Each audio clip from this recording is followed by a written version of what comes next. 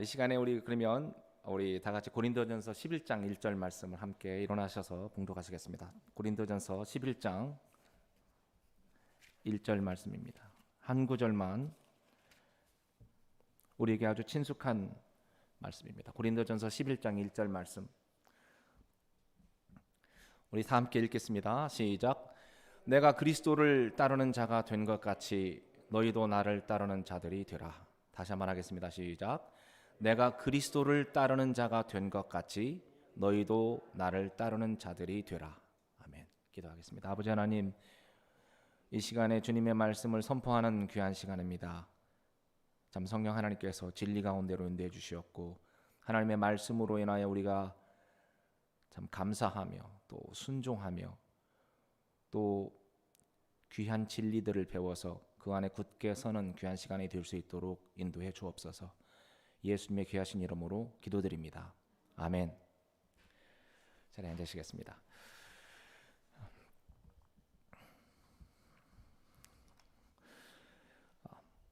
오랜만에 하나님의 말씀을 이렇게 증거할 수 있는 기회를 갖게 됐습니다. 제가 언젠가 아마 청년 때 같은데요. 정확한 때는 잘 모르겠지만 언젠가 제가 한 어떤 경건 서적, 우리 신앙 서적을 통해서 성경은 하나님께서 우리에게 보내신 사랑의 편지다, 이렇게 성경을 소개하는 글귀를 읽은 적이 있습니다. 그래서 사랑하시는 하나님께서 보내주신 편지이기 때문에 우리가 이 성경을 소중히 여기고 사랑하고 자주 읽어야 된다, 이렇게 교훈하는 글이었습니다. 근데 그 표현이 참 제 마음에 잘 와닿았습니다. 우리가 이 힘들고 그리고 혼탁한 세상을 저희가 살아가고 있는데, 이렇게 살아가면서 우리는 자주 실망하거나 여러 가지 요인으로 실망하고 또 넘어지기도 하고 또 자기 자신이 연약해지는 모습을 발견하기도 합니다. 그럴 때 우리에게 힘과 위로와 바른 진리와 참 큰 힘이 되는 능력이 되는 것이 있다면 바로 우리를 사랑하시는 하나님께서 보내주신 이 편지, 사랑하시는 분이 우리에게 보내주신 이 편지를 읽을 때 우리의 그런 모든 참 고난과 어려움과 이런 것들이 이 하나님의 사랑 안에서 녹아지고 또 새로운 힘을 얻는 것을 발견하게 될 것입니다. 많이 우리가 참 사랑할 수 있기를 바랍니다. 하나님께서 이 사도 바울을 통해서 기록하게 하신 서신서들이 여럿이 있습니다. 우리 로마서부터 시작해서 그 이후로 쭉 골로새서에 이르기까지 여러 서신들을 하나님께서 사도 바울이라고 하는 이 기록자를 통해서, 이 하나님의 종을 통해서 서신의 형태로 각 교회들에게 기록하게 하셨습니다. 그런데 그 가운데서 저는 오늘 말씀을 준비하기 위해서 그 중에서도 아까 우리 본문에 나왔던 고린도전서를 읽고 싶은 마음이 있었습니다. 고린도전서 이 편지를 읽고 싶었어요. 왜냐하면 읽은 지 오래됐고요. 그리고 왠지 이 고린도전서에는 우리가 당하고 있는 여러 교회 안의 문제들이라든지 우리가 생활하면서 겪게 되는 문제들과 이슈들이 그 안에 기록되어 있거든요. 또 그와 동시에 그에 대한 하나님의 그 명령과 또 해결과 바른 길이 제시되어 있기 때문에 이 고린도전서를 읽고 싶었습니다. 그리고 그 안에서 하나님께서 참 주시는 감동대로 오늘 여러분과 함께 나누기를 원합니다. 고린도전서는 로마서와 더불어서 상당히 긴 장문의 편지입니다. 제가 1장부터 16장까지 한번 쭉 읽어봤습니다. 처음 읽은 것은 아니었지만 다시 읽었을 때 그 하나님의 말씀의 그 친숙함, 또 다시 생각나게 해주시는 것, 이런 모든 것들이 크게 복이 됐었습니다. 그러면서도 오늘 하나님께서 어떤 말씀을 우리 성도님들과 함께 나누게 하실까라고 하는 그런 고대하는 마음으로 읽었습니다. 실제로 그 서신서에서는 고린도 교회 안에 여러 문제들이 다뤄지고 있습니다. 예를 들면 여러분 잘 알다시피 우리 지난주 오전 예배 때 목사님께서도 말씀하셨지만 교회 안에 사역자들로 인한 어떤 분열의 문제가 다루고 있고요. 그 다음에 고린도전서 하면 유명한 또 문제가 있다면은 그 보통 방언이라고 말하는 그 타언어, 타언어, 방언 이런 영적인 선물, 영적인 은사에 대해서 사실 영적인 은사를 우리에게 사모하라고 하셨거든요. 다양한 은사를 주셨는데 그런 영적인 은사들에 대해서 말하면서 특별히 방언의 은사에 대해서 질서 있고 온유하게 하라고 이렇게 말하고 있으며 방언의 은사보다도 오히려 더 대언의 은사, 대언의 선물을 사모하라고 그랬고 그리고 가장 좋은 은사는 그 어떤 것보다도 가장 좋은 은사는 고린도전서 13장으로 이어지는 사랑이었습니다. 사랑. 이 사랑이 모든 것을 이루는 하나님께서 주시는 은사다. 이것을 사모하라. 이렇게 교훈하고 있었습니다. 뿐만 아니라 음행을 비롯한 고린도 교회는 참 특별했어요. 고린도라는 이 도시가 지금 우리 현 시대하고도 상당히 잘 어울릴 정도입니다. 서울시와 같이 이와 같이 대도시였습니다. 서울시보다는 좀 작았겠지만은 아주 그 당시에 그 지역의 대표적인 도시였고 상업과 어업과 그냥 물류와 이 모든 것들 그냥 한 여러 언어들이 사용되어지는 무역의 그 항구 중심 도시였기 때문에 아주 그냥 도시였습니다. 그야말로 도시. 그러나 단순히 도시가 아니라 그 안에 참 우상 숭배와 여러 하나님 앞에 사악한 그런 부도덕한 일들 이런 것들이 그 문화를 이루는 그런 도시였습니다. 그래서 그것이 교회 안에도 영향을 미쳐서 음행을 비롯한 용납할 수 없는 죄들의 문제, 또 부부간의 문제, 부부간에 어떻게 생활해야 되는지, 그리고 결혼의 문제, 그다음에 우상에게 바쳐진 음식에 대한 문제, 먹는 것에 관한 거죠. 이런 것들이 사실 우리 삶에 있어서 기본적으로 필요한 것 아니겠습니까? 그래서 이런 것들을 쭉 다시 한번 읽으면서 큰 복이 됐습니다. 그러면서 오늘 성도님들과 함께 나눌 말씀을 어떤 말씀을 나눠야 될까라고 기대하는 마음으로 또 말씀을 쭉 읽다가 저의 마음을 이끄는 내용이 바로 오늘 읽었던 고린도전서 11장 1절에 있는 말씀이었습니다. 사도 바울 자신이 직접 권면하는 말이었습니다. 내가 그리스도를 따르는 자가 된 것 같이 너희도 나를 따르는 자들이 되라. 이 말씀을 조금 깊이 생각하게 됐어요. 여러 문제들보다도 내가 그리스도를 본받는 자가 된 것 같이 따르는 자가 된 것 같이 너희도 나를 따르는 자가 되라. 여러분 우리 주위에 본받을 만한 분이 있다는 것은 행복 중에 하나입니다. 행복한 거예요. 그렇죠? 우리 교회 안에 본받을 만한 분이 있다.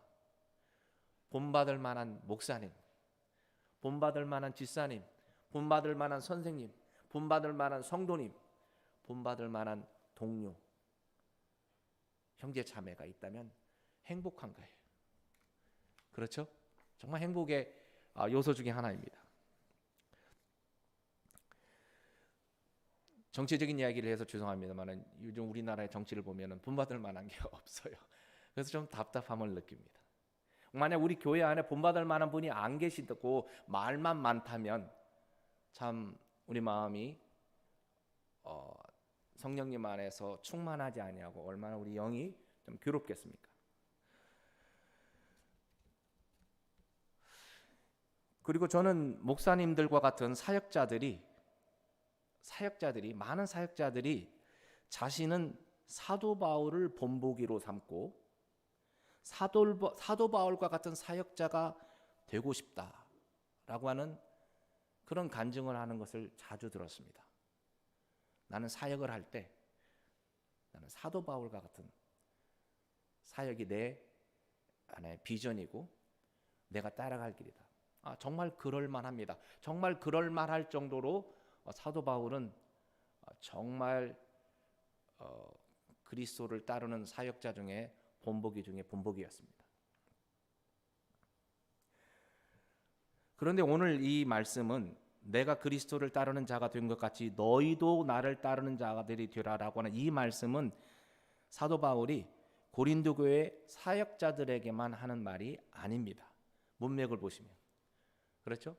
이 편지를 썼을 때 이미 고린도에 있는 성도들에게 썼고, 여기서 너희라고 말했을 때는 사역자들도 포함됐겠지만은 교회 성도 전체에게, 고린도 교회 성도 전체에게 이 권면의 말씀을 하고 있는 것입니다. 너희도 나를 따르는 자들이더라. 그렇다면 성도로서 지금 이 자리에 우리 사모님 빼놓고는 대부분 다 성도의 지금 사역자가 아닌 성도의 그런 위치에서 참 사역자 되신 분들과 함께 이 사역을, 교회 사역을 감당하고 있는데요. 성도로서 우리는 사도 바울의 어떤 면을 본받아서 따라갈까, 이런 생각을 하게 됐어요. 나를 본받으라 했는데 제가 만약 사역자였다면, 전담 사역자였다면 사도 바울의 이 말이 더 아주 실감나게 들렸을 것 같아요. 그런데 성도들에게 하신 말씀이잖아요. 성도들에게. 그럼 내가 성도로서 사도 바울의 어떤 점을 본받을까? 여러분 잠시 한번 생각해 보십시오. 여러분이 알고 있는 성경적 지식을 가지고 사도 바울의 본받을 점이 어떤 점인지 한번 생각해 보십시오. 저는 고린도전서를 읽으면서 고린도전서 이 편지글 안에서 그 부분을 좀 발견하면서 여러분과 함께 나누기 원합니다. 우리가 사도 바울의 어떤 면을 본받아야 할까요? 그분의 기질일까요? 그분의 어떤 성격일까요? 분명히 그것은 아닐 겁니다. 왜냐하면 기질이나 성격은 사람마다 다르기 때문이죠. 사도 바울은 정말 아주 단호한 성격을 가지고 있었고 아주 철두철미한 자기 관리형 분이셨습니다. 성격과 기질은 하나님께서 우리 각자에게 주신 고유한 기질이었고 그대로 사용하셨습니다. 우리가 알다시피 사도 바울과 바나바는 기질이 전혀 다른, 함께 동역하는 선교사였지만은 사도 바울과 바나바는 좀 기질이 전혀 다른 반대의 기질이라고 할까요?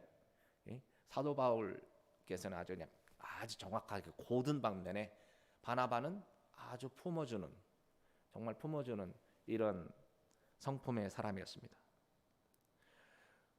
우리가 사도 바울에서 본받아야 될 점은 마치 우리가 사도 바울처럼 성경에 정통해야 할까요? 만일 우리가 적어도 사역자라면 성경에 정통해야 할 것입니다. 사도 바울처럼 결혼하지 아니하고 혼자 살면서 오직 우리 주님만을 기쁘시게 하는 삶을 살아야 할까요? 사도 바울은 고린도전서를 읽어보면 그렇게 하는 것이 좋다고 말하고 있습니다. 결혼하지 않은 자매에 대해서, 결혼하지 않고 주님만 기쁘시게 하기를, 또 홀로 된 형제나 자매들에 대해서도 그렇게 하는 것이 좋다고 말하면서도 그것을 모두에게 절대 적용시키지는 않았습니다. 결혼하는 것도 하나님의 뜻이고 결혼하지 않는 것도 하나님의 뜻이다라고. 그렇다면 우리가 사도 바울에게서 본받을 점이 어떤 것이 있을까요? 여러 가지 많이 있겠죠. 정말 많이 있겠습니다. 그런데 제가 이 고린도전서를 읽으면서 그 안에서 발견한 몇 가지를 여러분과 함께 나누기 원합니다.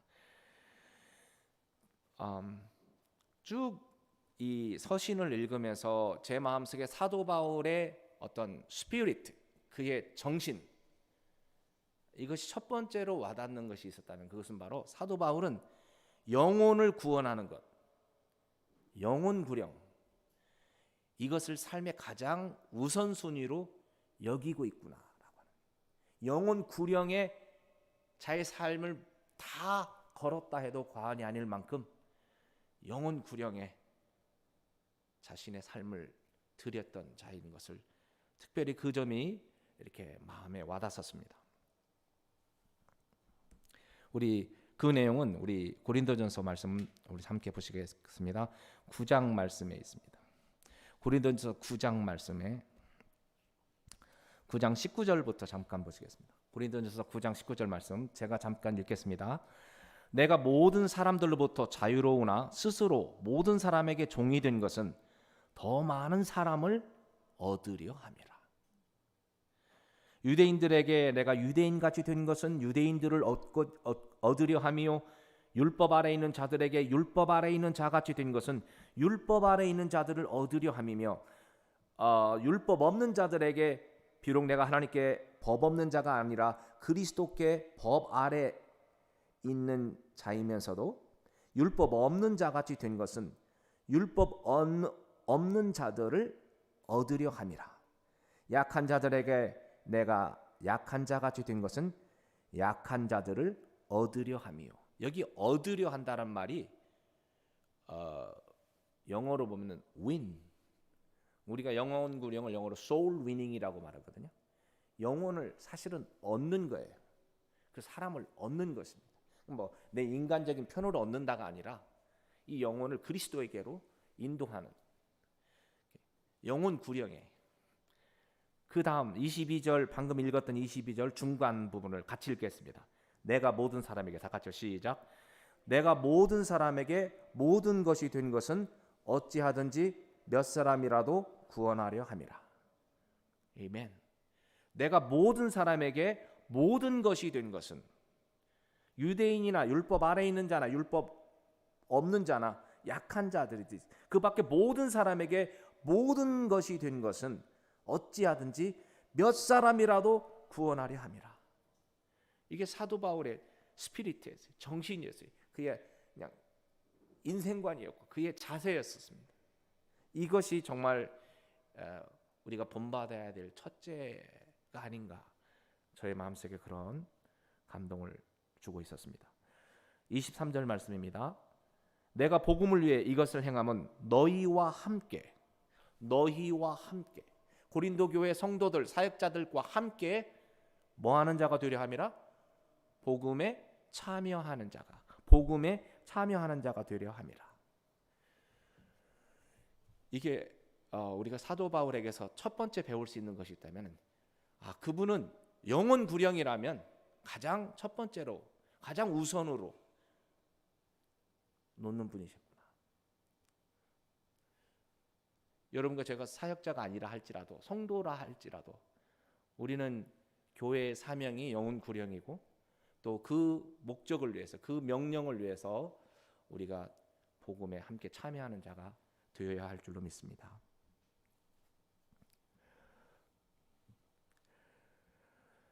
여기 모든 사람에게 모든 것이 된 것은, 이 말 속에는 사도 바울이 그 모든 사람들에게 동화됐다는 뜻은 아닙니다. 그렇죠? 그들에게 동화된 것이 아니라, 왜냐하면 사도 바울은 로마서에서 너희는 이 세상을 본받지 말고 이 세상에 동화되지 말고라고 우리에게 권면하고 있지 않습니까? 그 사람들의 문화에, 그 사람들의 생활 방식에 동화된 것이 아니라 그 사람들의 형편과 처지를 이해하고 그 사람들을 예수 그리스도의 사랑으로 귀하게 여기고 그들과의 관계를 유지하며 어찌하든지 그들을 복음으로 인도하고자 하는 그런 열망이, 그런 소망이 그의 마음에 늘 있었기 때문에 제1의 사명으로 늘 여겼습니다. 그래서 사도 바울에게서 우리가 본받을 것, 이거 하나만 본받아도 괜찮을 것 같아요. 제가 볼 때 이 하나만 본받아도 나머지 것들은 그냥 뒤따라올 것 같아요. 여러분과 저의 삶이 이 세상에 어떤 먹고 사는 문제라든지 이런 것들, 이 세상에 잘 살고 복 받고 이런 것들이 아니라, 우리 구원받은 침례교회, 성서 침례교회, 구원의 복음을 듣고 거듭난 우리 침례교회, 베프티스트들은 이 영혼 구령이 무엇을 의미하는지 잘 알고 있습니다. 영혼 구령이 여러분과 저의 정체성이에요. 성서 침례교회, 침례교회는 영혼 구령이 없으면 죽은 교회입니다. 다른 어떤 것들이 다 부족하다 할지라도 우리는 영혼 구령을 위해서 존재하는 교회예요. 물론 다른 교회들도 마찬가지겠지만, 그러나 그 특징 자체는 역시 우리의 정체성, 우리의 아이덴티티는 영혼, 소울 위닝입니다. 영혼 구령이에요.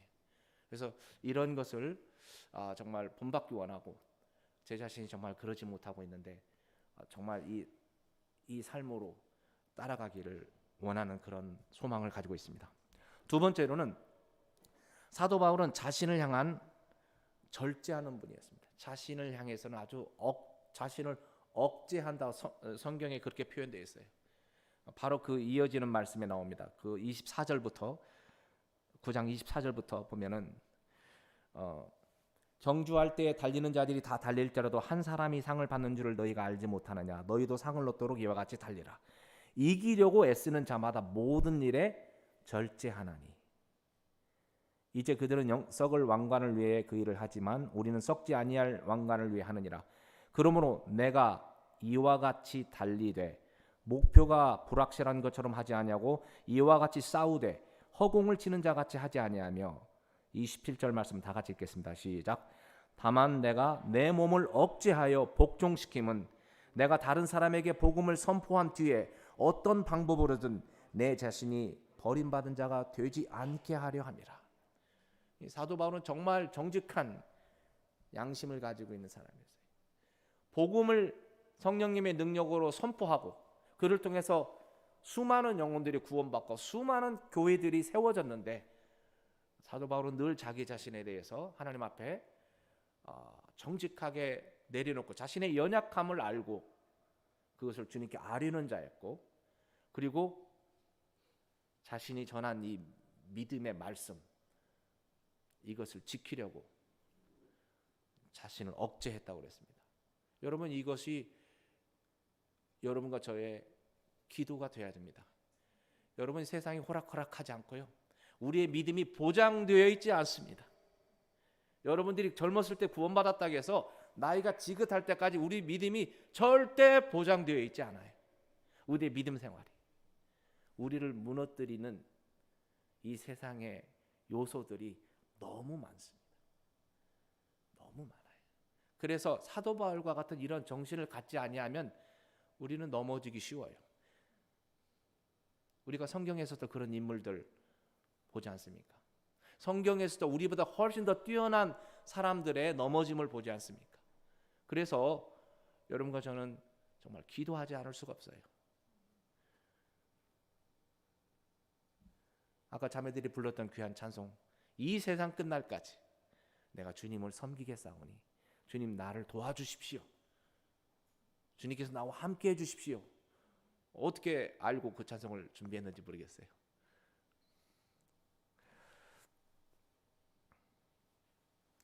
우리는 주 예수님이여 나를 붙들어 주옵소서라고 기도하지 않을 수 없습니다.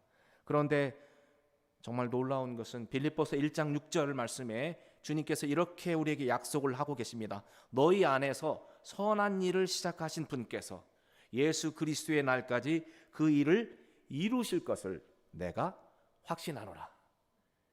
우리에게 선한 일을 시작하셨던 하나님께서 예수 그리스도의 날까지 우리 주님께서 재림하시고 천년왕국에서 통치하시고 이 땅의 만왕의 왕으로 다시 오실 때까지 그 선한 일을 시작하신 분께서 그 일을 붙들어 주신다.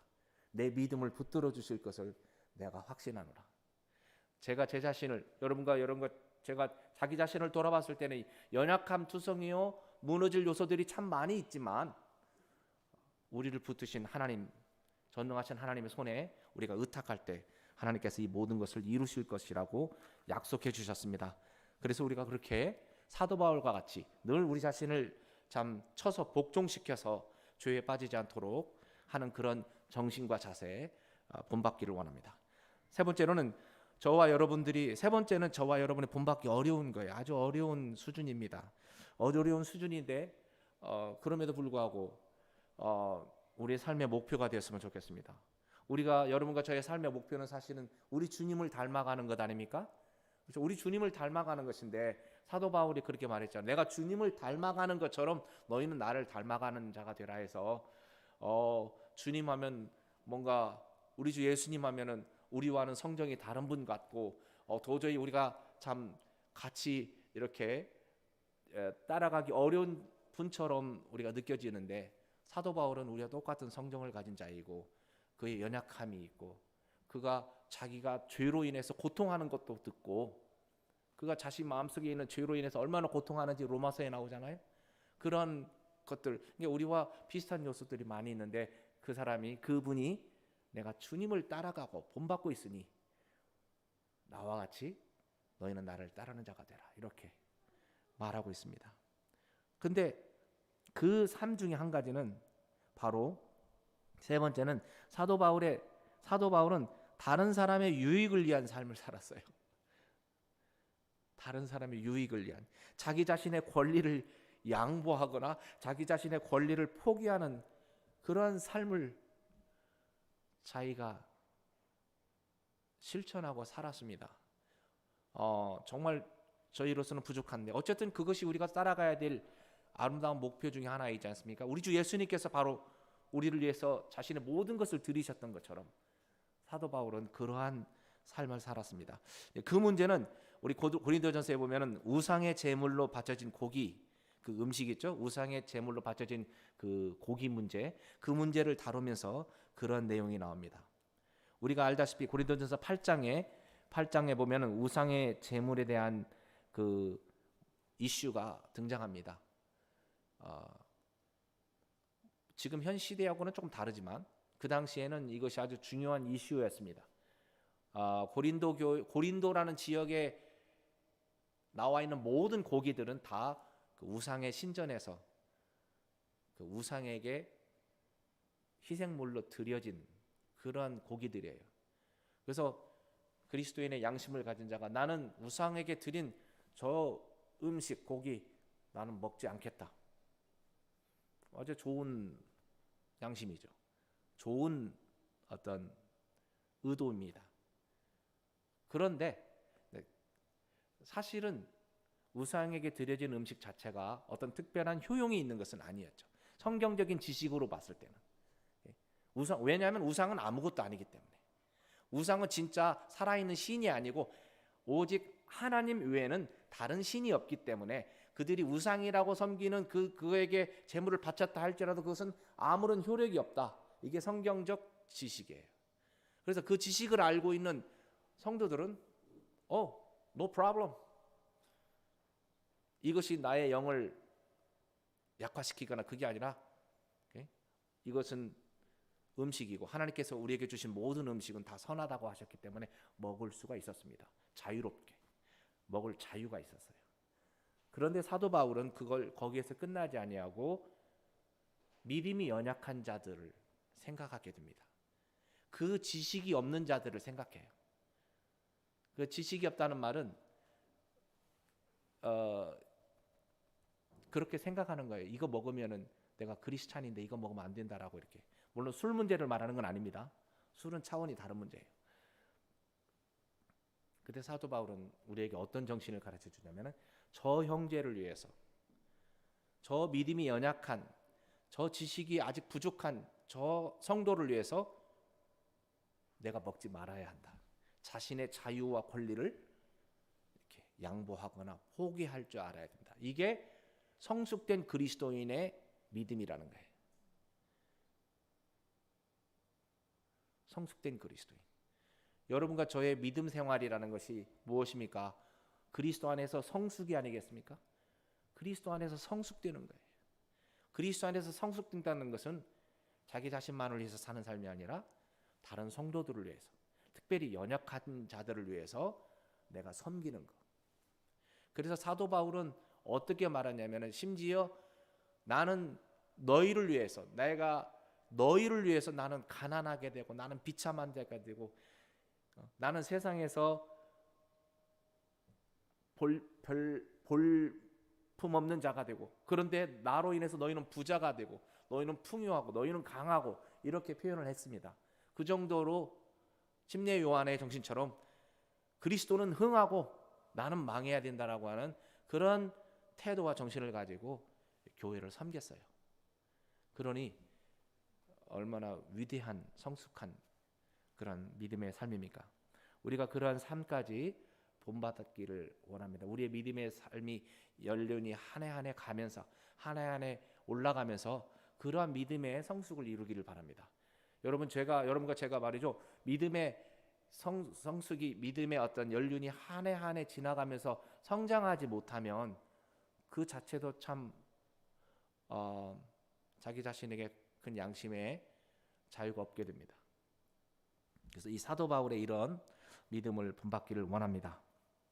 또 한 가지 그 문제뿐만 아니라 사도 바울은 다른 사도들처럼 다른 사역자들처럼 자신의 사역에 대한 보상이나 가족 부양비 즉 사례비를 교회로부터 받을 자격과 권리가 있었습니다. 그리고 있다고 주장을 했어요.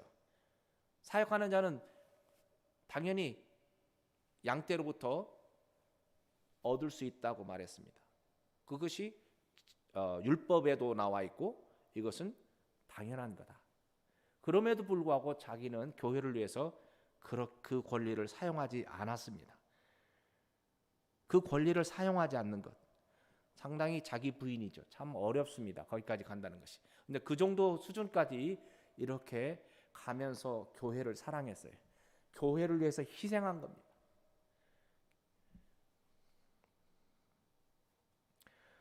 정말 그리스도 안에서 성숙된 믿음의 삶이 아닐 수 없습니다. 바로 이 세 번째 점에서는 여러분과 제가 그 기준에 미치지 못하는 것을 발견하게 됩니다. 그럼에도 불구하고 이것은 우리 구원받은 그리스도인들에게 요구되는 삶입니다. 마지막으로 네 번째로는 사도 바울의 구약 성경의 진리에 대한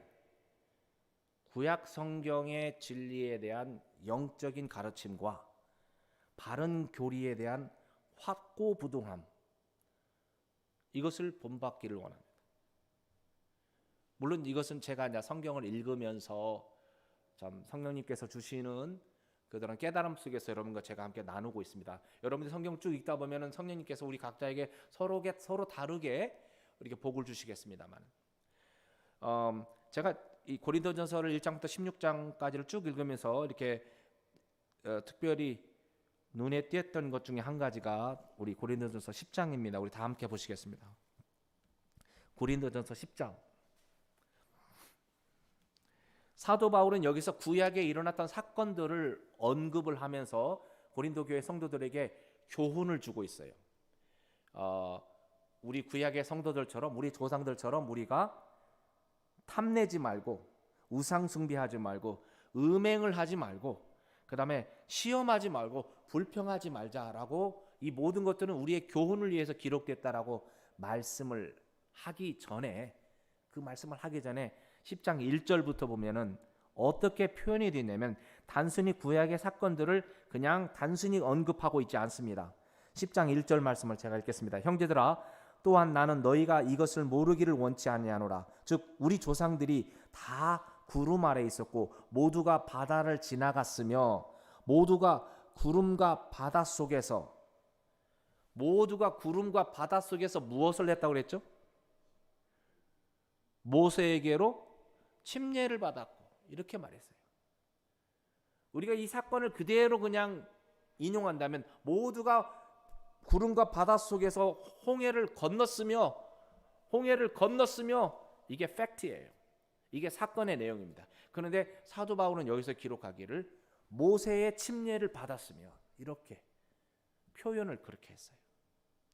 구약의 사건들 속에서 그 구약의 인물들이 이것들이 모두 다 우리 주 예수 그리스도의 복음을 조명하고 있다는 것을 이렇게 편지를 속에서 또 알려주고 있습니다. 그 점이 참 놀라웠습니다. 성경을 읽으면서 그런 점들을 우리가 볼 수 있다면 얼마나 더 좋을까 이런 생각을 했습니다. 더 계속해서 보겠습니다. 3절입니다. 3절 모두가 같은 음식을 먹었으며가 아니라 모두가 같은 영적 음식을 먹었으며 사실 이 음식이 뭐였죠? 만나였죠. 근데 만나를 말할 때 모두가 같은 만나를 먹었으며 이게 팩트인데 그렇게만 표현하지 아니하고 모두가 같은 영적 음식을 먹었으며 이 만나는 영적인 놀라운 진리가 그 안에 있다는 거예요. 여러분 만나를 생각할 때마다 우리가 떠오르는 영적인 진리는 무엇입니까? 예수 그리스도는 우리의 내가 곧 생명의 빵이라라고 말씀하셨다. 그 영적인 진리가 그 안에 있는 거예요. 4절입니다. 모두가 같은 영적 음료를 마셨느니라. 이 영적 음료는 그 뒤에 보면 그들이 자기를 따라가는 영적 반석으로부터 마셨는데 그 반석은 뭐였더라? 그리스도였더라. 그들이 반석을 통해서 모세가 반석을 내리쳤을 때 그 안에서 물이 나왔잖아요. 근데 단순히 이런 물리적인 눈에 보이는 이 사건이 아니라 이 모든 일들이 하나님께서 우리에게 보여주시고자 하는 우리 주 예수 그리스도를 드러내는 영적인 그림이 있다. 영적인 진리가 있다. 이것을 고린도 교회 성도들에게 편지를 써서 말해 준 거예요. 그 반석이 그리스도였다. 그 반석이 그리스도였다. 너무 놀랍지 않습니까? 정말 우리 주 예수 그리스도는 구약이나 신약이나 그분이 주인공이고 하나님께서는 그분을 통해서 인간의 구원의 역사를 이루셨습니다. 그래서 그분이 드러나야 돼요. 우리 주 예수님의 사역과 예수님의 이름과 예수님의 모든 영광이 성경 전체를 통해서 드러난다면 우리가 아멘하면서 주님께 영광을 돌릴 일입니다. 그렇죠? 단순히 이스라엘의 역사가 아니라 그것을 뛰어넘어 영적인 진리. 이런 것들을 또 본받고 싶습니다. 성경을 보는 그런 눈을 영적인 눈을 본받고 싶습니다.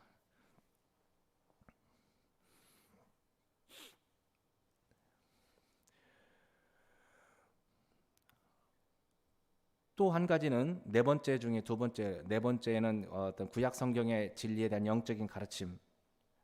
그리고 또 한 가지는 사도 바울은 바른 진리에 대해서는 절대적으로 단호했습니다. 바른 교리에 대한 확고부동함이었어요. 이런 정신, 교리에 대해서 아주 확고한 그런 정신을 정말 본받기 원합니다.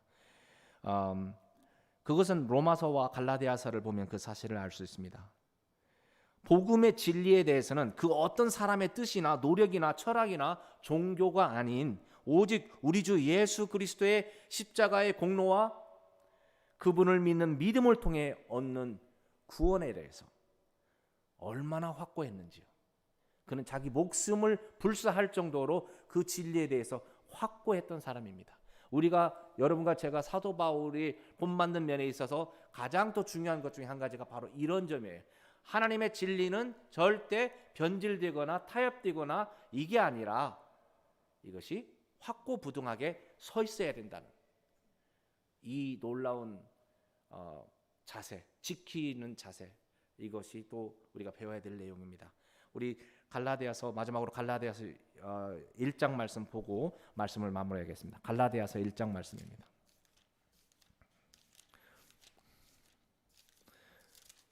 고린도 후서 다음에 갈라디아서 1장 6절에 있는 말씀을 보겠습니다. 갈라디아서 1장 6절에 있는 말씀. 6절부터 조금 읽겠습니다. 그리스도의 은혜 안으로 너희를 부르신 분을 너희가 이렇게 속히 떠나 다른 복음으로 옮겨가는 것을 내가 이상히 여겨노라. 그것은 다른 참 복음이 아니며 다만 너희를 어지럽히고 그리스도의 복음을 왜곡하려 하는 어떤 자들이 있도다. 하지만 우리나 혹은 하늘로부터 온 천사라도 우리가 너희에게 선포한 복음 외에 다른 어떤 복음을 너희에게 선포하면 그는 뭐 할지니라. 그는 저주를 받을지어다. 이 정도로 단호했어요. 우리가 너희에게 전한 이 예수 그리스도의 복음 외에 다른 복음을 전하면 그는 저주를 받을지어다. 우리가 전에 말한 것 같이 그렇게 내가 지금 다시 말하노니 만일 어떤 사람이 너희가 받아들인 것 외에 다른 어떤 복음을 너희에게 선포하면 그는 저주를 받을지어다. 내가 지금 사람들을 설득하느냐 하나님을 설득하느냐 혹은 사람들을 기쁘게 하기를 구하느냐 내가 아직도 사람들을 기쁘게 한다면 그리스도의 종이 아니니라. 그리스도의 종으로서 정말 단호할 것은 아주 단호했던, 특별히 구원의 진리와 복음에 대해서 아주 단호했던 이 사도 바울의 정신, 이것도 우리가 본받아야 될 중요한 요소가 아니겠습니까? 아마 이것들 말고도 많이 있을 거라고 생각합니다. 여러분들께서 성경을 읽으시면서 그런 것들이 있으면 나중에 함께 더 나눠주시면 좋겠습니다. 오늘은 사도 바울께서 고린도 교회 성도들에게, 또 사도 바울께서 우리 승리교회 성도들에게 자신이 그리스도를 본받은 것처럼 우리가 사도 바울을 본받으라고 그 하신 말씀을 통해서 그 사도 바울의 영혼 구령의 정신, 영혼 구령, 영혼에 대한 사랑의 정신, 그 다음에 그의 성숙된 인격, 진리에 대한 확고한 태도와 영적인 이해, 이런 것들을 중심으로 살펴봤습니다. 사도 바울은 참으로 본받을 만한 그리스도의 사역자입니다. 우리에게 좋은 거울이요, 또 상기시켜주는 음성이 되길 바라면서 말씀을 마치겠습니다. 우리 다 같이 기도하시겠습니다.